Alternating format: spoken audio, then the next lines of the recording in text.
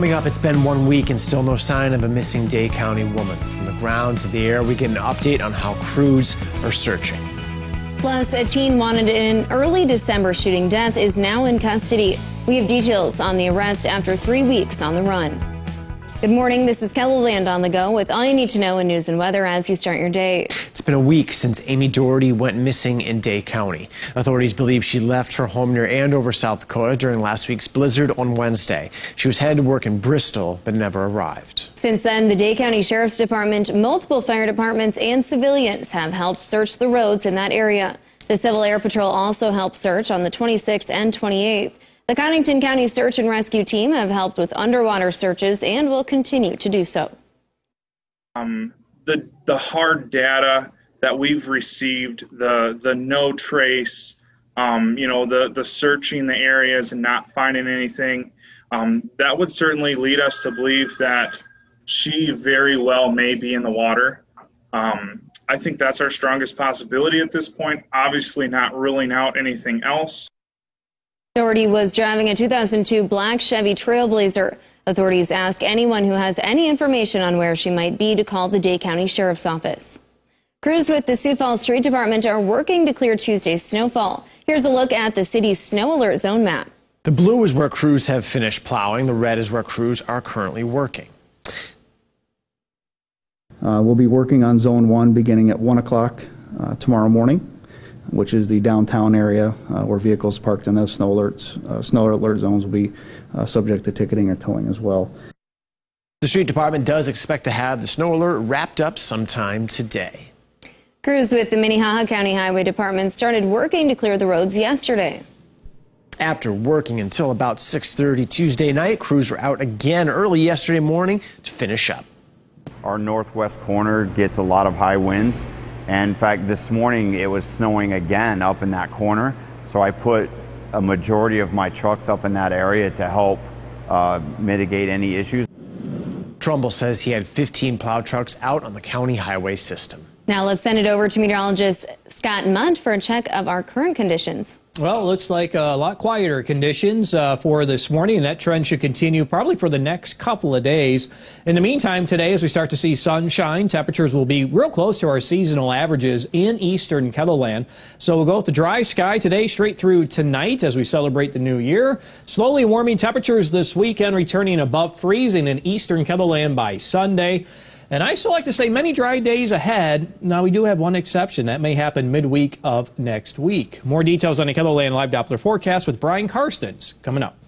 Thank you, Scott. A third teenager was arrested yesterday in connection with the December 9th shooting in Sioux Falls that killed Ephraim Shuley.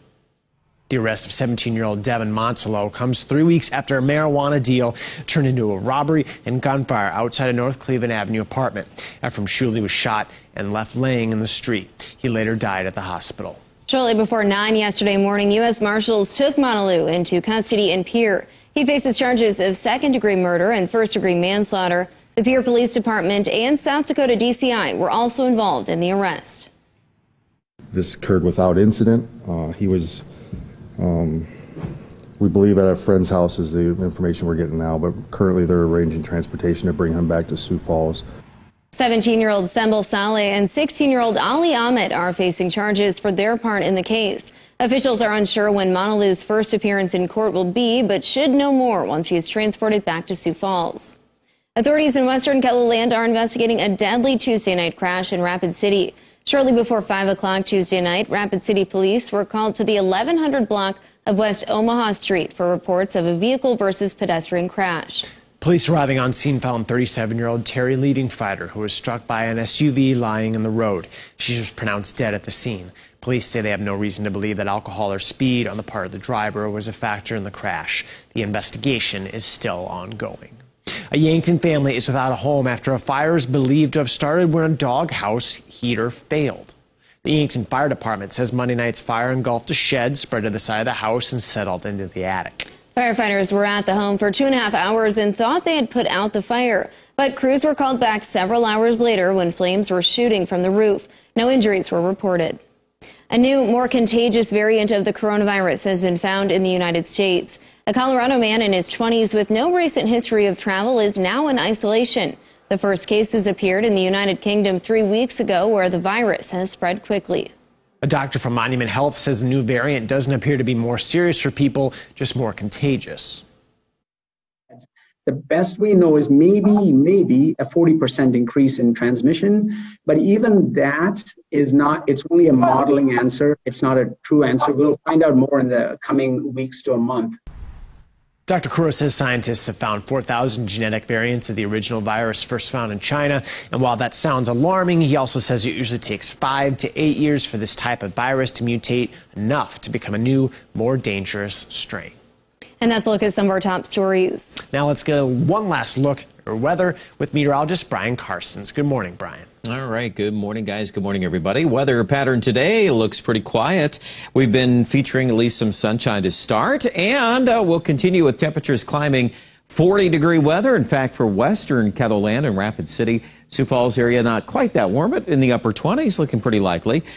Tonight could see some fog issues in a few spots, low-lying areas especially. If that doesn't materialize as much, then we'll probably see more by Saturday morning. So ringing in the new year, again, generally dry, but a few things here and there to watch. There's that Friday night weather map, and it's trying to show some fog here.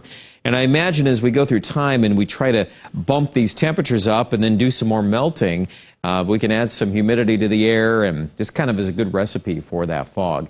Otherwise, on the big picture here, we're going to miss another system to our south and east into the new year. That's going to go up through Missouri, parts of Iowa, and Illinois. So no worries here on big snow for now. If you're a fan of snow, you'll have to keep watching the weather.